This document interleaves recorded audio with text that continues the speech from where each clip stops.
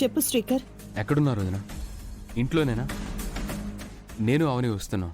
మీతో ఒక విషయం మాట్లాడాలి. నేను ఇంట్లో లేను శ్రీకర్, మార్కెట్కి వెళ్తున్నాను. బావా ఏం మాట్లాడాలి? ఎందుకు అక్క కాల్ చేసావు? అవని ఏమంటుంది? నేను మీతో ఏమైనా చెప్పేస్తానేమోనని కంగారు పడుతుంది. అవని గురించి చెప్పే అంత పెద్ద కంప్లైంట్ ఏముంటుంది? ఉంది వదిన. ఏంటది? బావా ప్లీజ్ బావా చెప్పకు బావా. నువ్వు చెప్పు శ్రీకర్. మీ చెల్లి మళ్ళీ పెద్ద రిస్క్ పెట్టుకుంది. నిహారిక జాతకం బయట పెట్టలేకపోతే అందరి ముందు గుడిలో నిహారిక కాళ్ళు పట్టుకొని క్షమాపణ అడుగుతుందంట.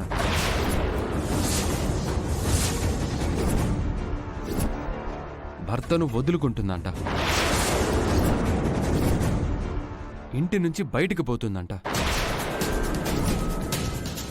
ఇద్దరి మధ్య పెద్ద ఛాలెంజే నడిచింది వదిన. పిచ్చి పట్టిందా దానికి? ఒకసారి ఫోన్ ఇవ్వు. ఇస్తున్నాను, మాట్లాడు. ఏంటి బావా? మాట్లాడు. అక్క అవని, ఒక చోట కుదురుగా ఉండలేవా? అది నీ మనసు ప్రశాంతంగా ఉంచుకోవడం నీకు ఇష్టం ఉండదా ఏంటి? దాని జాతకం ఎలాగైనా బయట పెట్టమని నువ్వు బావా అన్నారు కదా. ఆ దానితో పనికి మాలిన ఛాలెంజ్లు చేయమని కూడా మేమే చెప్పాం కదా.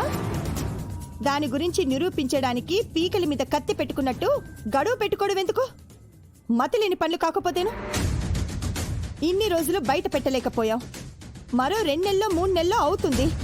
అందులో ఏముందే? ఎందుకంత పెద్ద రిస్క్ చేస్తున్నావు? అసలు ఎన్నిసార్లు చెప్పాను నీకు? అక్క ఎలా జరగాలనుంటే అలా జరుగుతుంది. నా కుటుంబంకి మంచి జరిగితే నాకు అదే ఆనందం. వస్తే పిచ్చిదానా, ఎంతసేపు కుటుంబం గురించే కాదు, నీ జీవితం గురించి కూడా ఆలోచించు. రేపటిదాకా టైం ఉంది, చూద్దాంలే అక్క. నువ్వేం కంగారు పడకు, ఓకేనా? ఉంటాను, బాయ్. ఏ అవని, అవని